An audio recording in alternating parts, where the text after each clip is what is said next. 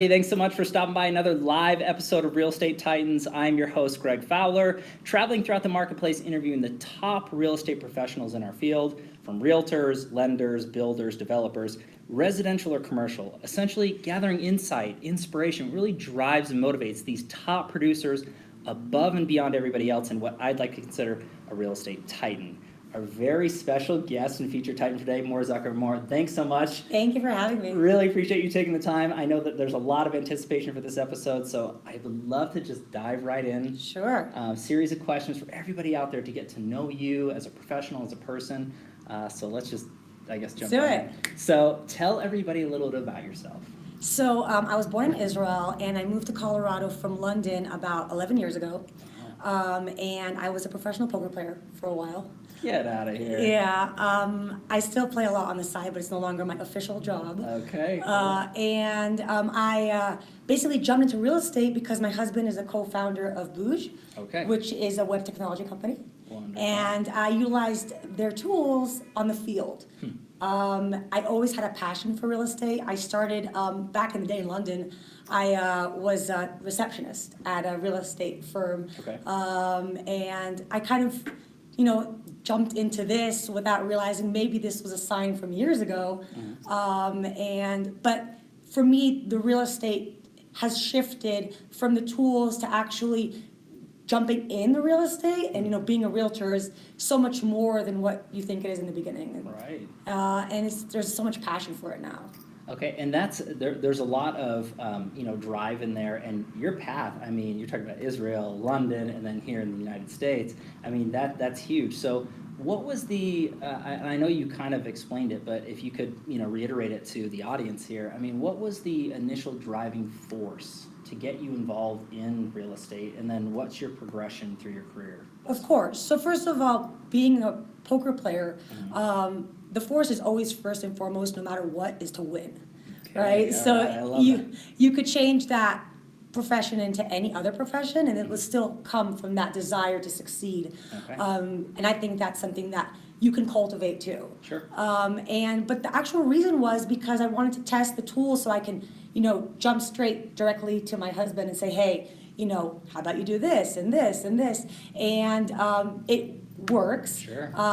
But I found that there's so much more than just the tools. I found so much relationships that are built. So for me, the biggest gain from this industry is how many close relationships I've gathered from my client relationships. I didn't realize it's such an intense, close relationship business, Sure. and it fits my personality so much. I just love being around people. That's fantastic, and it's such a unique path to your career and what you're doing in that way, and kind of cutting through and the learning curve, if you will, and For sure. partnering, with your husband's marketing company to really understand, hey, this is where I'm putting myself to get the max amount of exposure. That way, I can be in front of more people and service them, right, buyers, sellers, and really take it up a level. Of course. So I love that path, and I don't think that anybody out there would disagree, but I think that's a very unique way to. It is pretty look at unique. business, which is great. So, I mean, I think that's awesome, and another reason why you're featured as a Titan. So, but I think that's a great segue into what's your why, Mor? I mean, what drives you? What gets you out of bed in the morning to do what you do, the level you do it at? First of all, I think I have an insane hunger for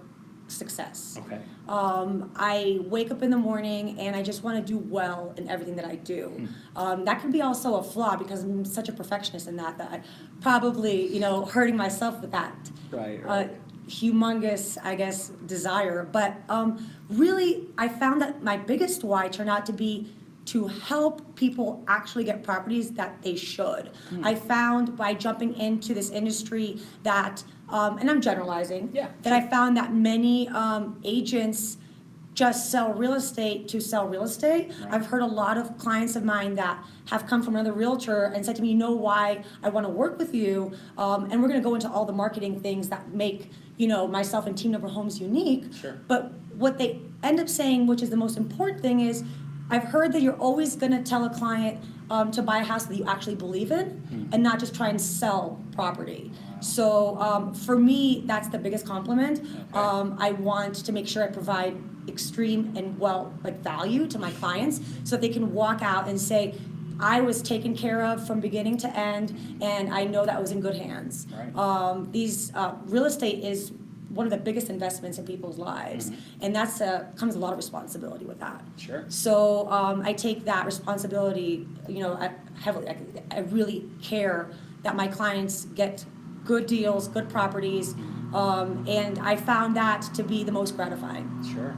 And I think that that's a wonderful thing for you to mention, and for everybody out there, this is a reminder of really what this show is about. It's not just about commissions or transactions, it's doing the right thing, really elevating the industry as a real estate professional. Of course. You're really trying to help. You're Yes. trying to guide, and you guys are not all created equal. You're really Correct. not. So this is a really beautiful example of that. So I'm so glad. That's an awesome why to share. It's a why that also gets you to drive faster for success, because you're in line with what your clients need too. It's not just about you succeeding in closing more deals.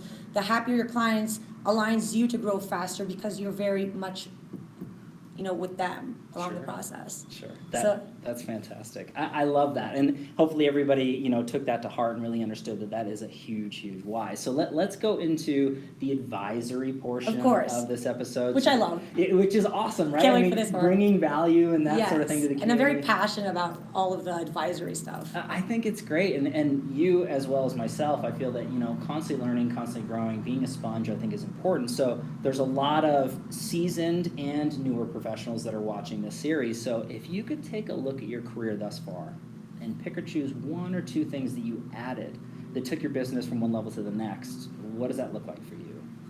Well, first of all, the first thing for me was realizing that leaving ego at the door for me is number one, because I was an individual agent and I was very successful as one.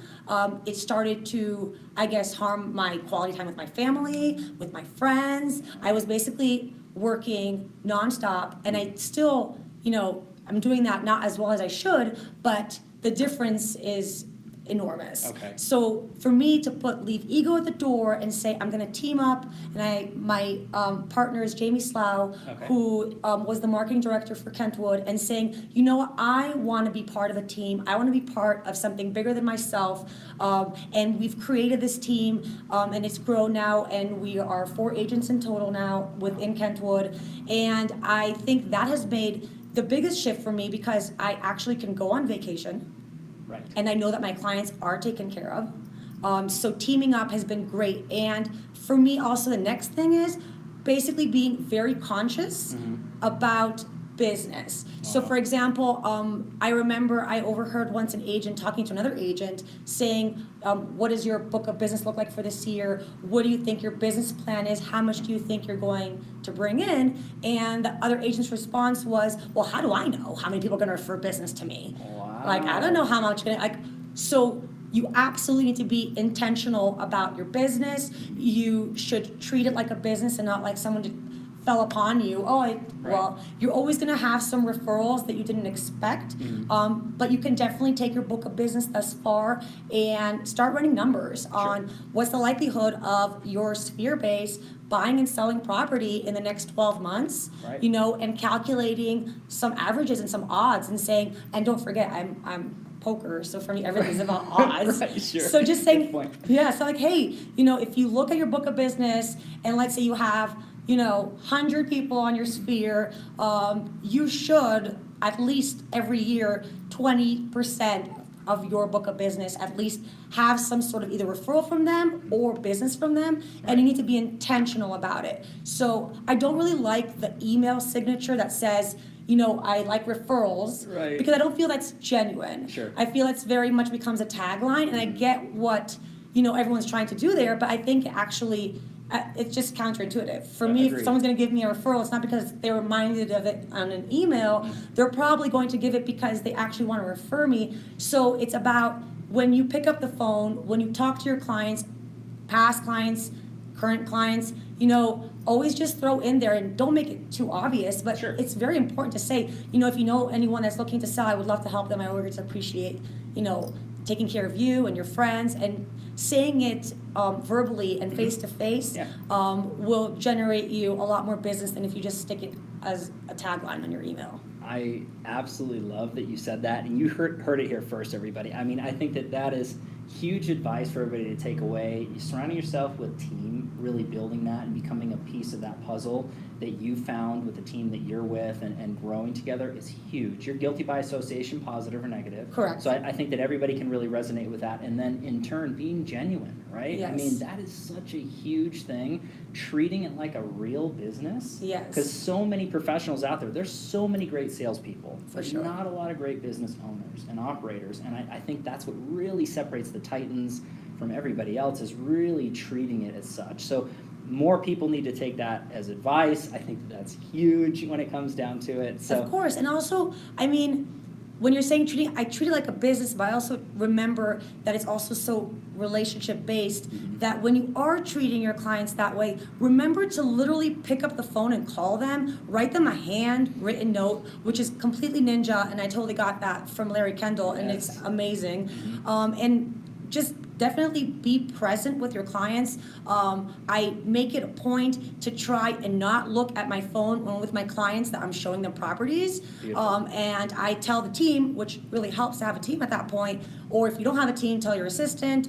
Then, I have a meeting between 2 and 4. I can't talk on the phone right now. And listen to what your clients are saying and take note. For example, your clients are mentioning their kids, try to remember their names. Try to remember their ages and what schools they go to. Remember your clients' pets' names, so that when you talk to them, first of all, you become closer to them. It's not just, but at the same time, I now know that your daughter's name is Olivia. Yeah. So next time I'm going to see you, I'm going to say to you, how's Olivia? Cool. She must be so big right now. Yeah. And already we formed a strong relationship by me treating you as a friend first and a client second. That's so huge, and that piece of advice, to me, it sounds so simple. It right? does. But so many people forget. Because they're so wanting to close deals.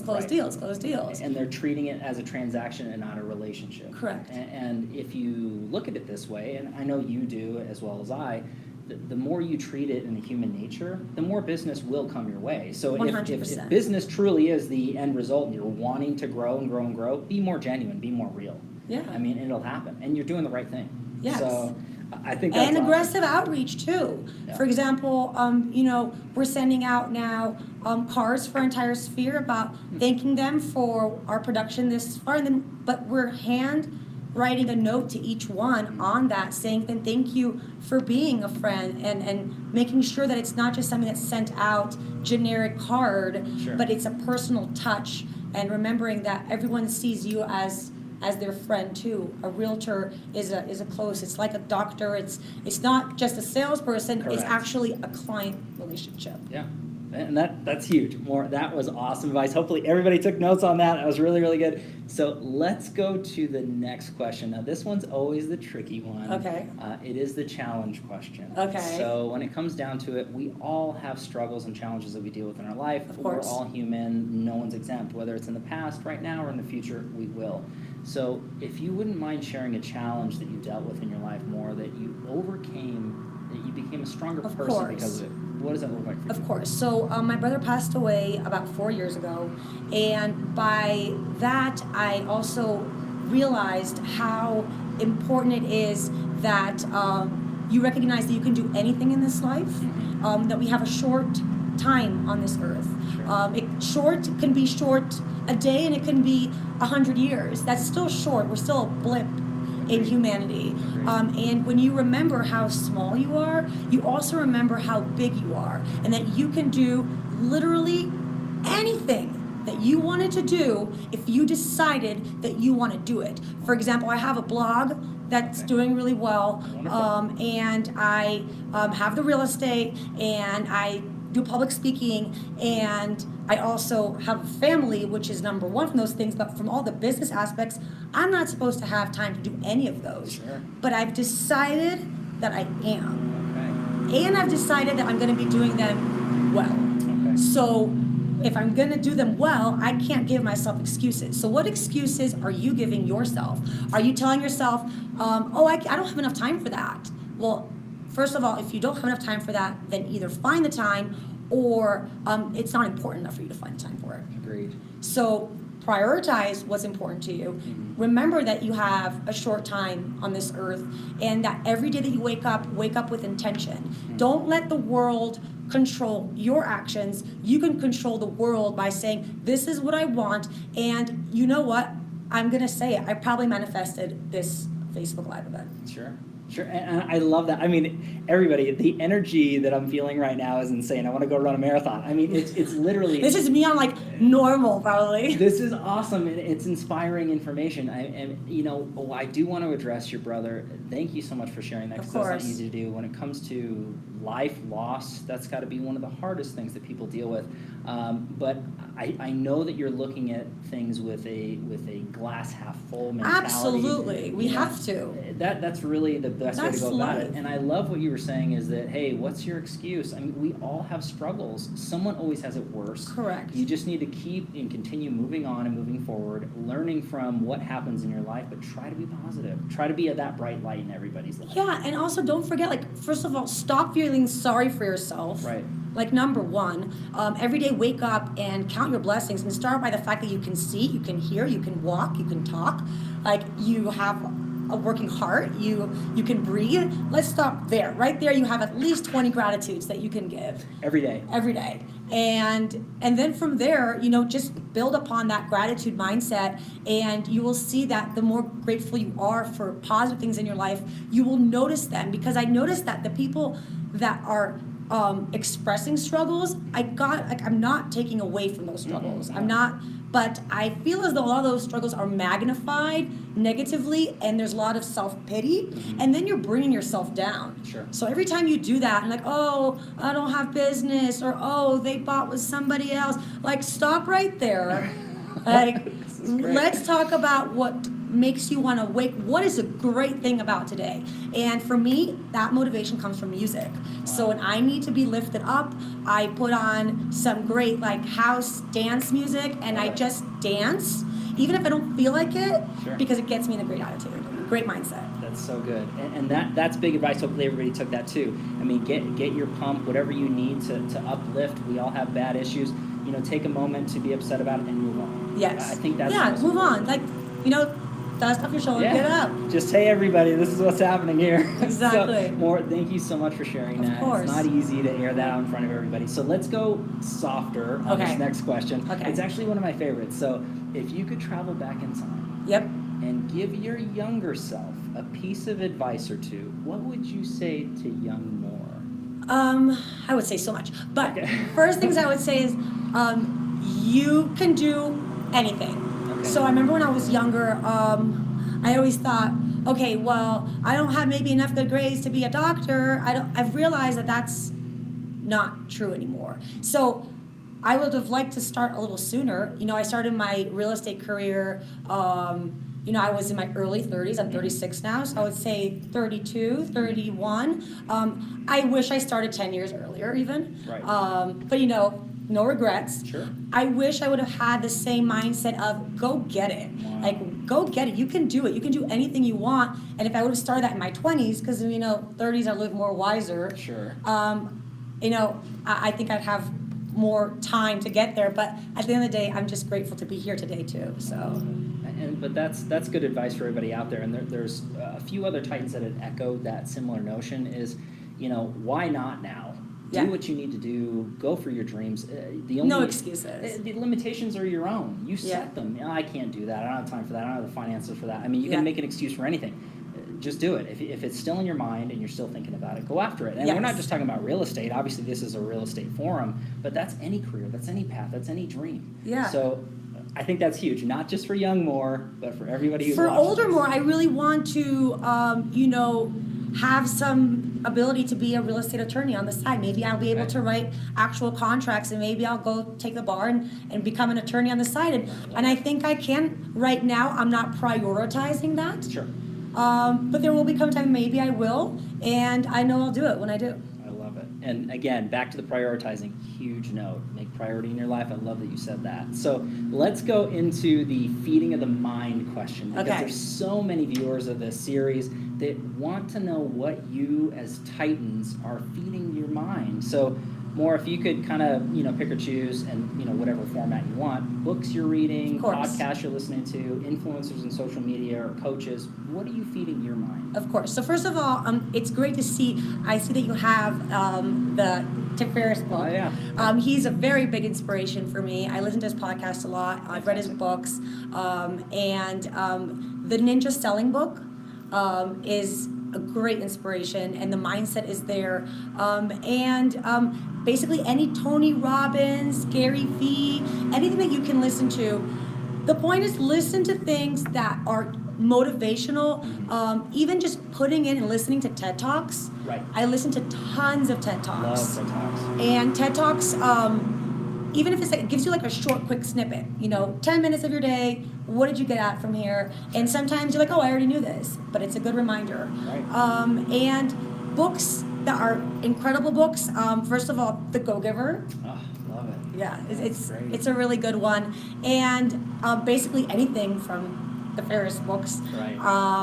And really the motivation needs to come from things that, I guess, motivate you. Some people will be music, others will be a movie.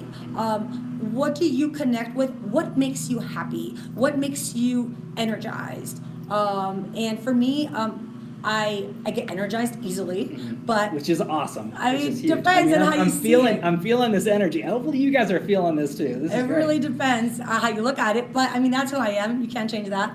Right. So maybe I don't need as much energy, but really I think making that decision to not put the sad, lonely, crying, bad day songs on, and really tuning into music that's going to lift you up, because I think music is such a big influence on how we are. Sometimes I could accidentally listen to a song that's really sad on the radio, and then I just my day is just, from there I come into the meeting, I'm not that energized. Be aware of what you are exposing yourself to, and also be around people that are going to give you positive advice for yourself and don't want to take away from you. So in my 30s, I've decided I don't have time for people that don't want to help me grow and don't want to also grow along with me. If somebody's giving you I would call it backhanded compliments or snickering and finding ways to put you down as a joke, maybe reconsider those relationships, because you are very much influenced by the 5 people that you spend the most amount of time with. Agreed. And if you're going to spend a lot of time with naysayers and haters and people, and let's even go to a different spectrum of people that are not confident in themselves and people that believe that, good things don't happen to them, you are going to be pulled down, whether you like it or not. Yes, give your time to people that need help, but recognize that you need to feed that energy to them and not grab that energy from them. Right. And there was so much in there, everybody. So again, hopefully you're writing this down. I'm going to put all the books, podcasts, influencers in the comments as usual. But I do want to address that last statement that you made, the guilty by association, the top 5 people, personally, professionally. That is so true. It's not even funny. You do want to try to uplift as many as you said, but you can't help everybody. Correct. And you need to constantly be auditing your sphere. And this is kind of what I say. And a lot of people say, oh gosh, I've been friends forever. Hey, look, if you guys aren't helping each other, if you're really not growing together, maybe it's time for someone to move on. And it's sad, but it's a reality in our life. And if you're going to continue the same path that you're doing, expect different results, it's never going to happen. Correct. So it depends on what you want out of life, but we're talking about motivation and really growing and developing. You have to be smarter, better, faster, constantly surrounding yourself with people like that. Agreed. And that's a huge message that you just Yeah, because you don't even notice. Sometimes people will just say things like, well, you're not going to, are you going to be able to do that? Yeah. Something like that, already you're creating self-doubt. If you're not strong if your mind is not strong, you could start believing in what people tell you. Sure. You have to have a really strong sense of self, and you can cultivate that. You need, literally, and I'm not kidding, I tell my kids, when they look in the mirror, say to yourselves, I'm beautiful, I'm smart, I'm worthy, I'm everything. You are your biggest motivator. So don't also rely on just the books. Those are great extras. Sure. For me, it's being able to know that I don't need anyone else to affirm my success and my belief. I do that for myself first, and afterwards it's just supporting that system that's already within me. Wow. That is so big. That is huge, huge information. And again, thank you so much for that. I know that everybody else appreciates that as well. And this has been a huge interview, chock full of nuggets for everybody to take away, really grow their life, their business, and put perspective. So this would be the last question, Okay. Mor, to kind of wrap everything up. Okay. You looking back at you as a person, a professional, if you could pick a mantra or a quote that you live by, My favorite. that sums you up, what does that look like? What does that look like for Mor Zucker? It's the Wayne Gretzky one, that you lose 100% of the shots you don't take. That's huge. It's my favorite one I love because just like in poker, just like in life, you know, are you going to lose if you put your chips in the middle? Yes, but you're not going to win either Right. if you don't put them in there. So you got to put them in, those chips in. So I'm all about taking shots. Some of them work, some of them don't. I've known a lot about the things that do work. You know, I hear about all the times of, you know, I go out of state and I hear, oh, I heard about your blog, or I heard about this, or someone's going to say, I saw, you know, this interview. But they don't know all the things that I failed at along the way, Right. all the initiatives that didn't work out. And I don't care about failing. I think you can only win if you're not scared to lose, and I am not scared to lose. For me, if I lost, then that means I'm gonna, you know, check back myself in and play the game one more time. And I really believe that you just need to get in there, take chances, put yourself out there in moments that you personally might feel uncomfortable doing, like a Facebook Live event. Everybody. And I know, you know, maybe it didn't come out perfect. Maybe there was some noise from the guy that's mowing the lawn. But you know what? We put ourselves out there. We took that chance. We didn't get too worried about all the things that might happen. Right. And, you know, win or lose, you can't look back with regret. I think that's huge, and it sums up you as a professional and a brand all the way through. I mean, it's beautiful representation. I mean, for me, what a beautiful notion to that when you're talking about failure, because so many people look at, you know, you as a professional, oh, top tier, and look at all the success that she's had in her life, but they don't understand, like you said, how many times you put yourself out there and failed, how many shots you took and missed. And that's really what it comes down to. It's cliche, and I know it's thrown around a lot, but it's not so much how many times you fall down. It's how many times you pick yourself back up. Every single time. And every time that you fail, you actually didn't really fail. You actually learn something for the next time. And when you look at startup companies, especially coming from Israel, which is like a startup nation, there are so many startup companies that fail, and yet you see the startup owner building a new business after that and trying again and trying again. And guess what? It takes, on average, about 7 times for a startup owner to end up succeeding in a startup. So for me, that means, what about all the other 6 businesses that they tried? Right. What happens if they stopped after the second try? You know, you hear all the time, I don't know if you heard about the story on Starbucks, that I think the owner was rejected like multiple times for the business, and or the J.K. Rowling story where she used to write Harry Potter, I guess, experts on her napkins, and nobody wanted to publish it. Wow. You got to try.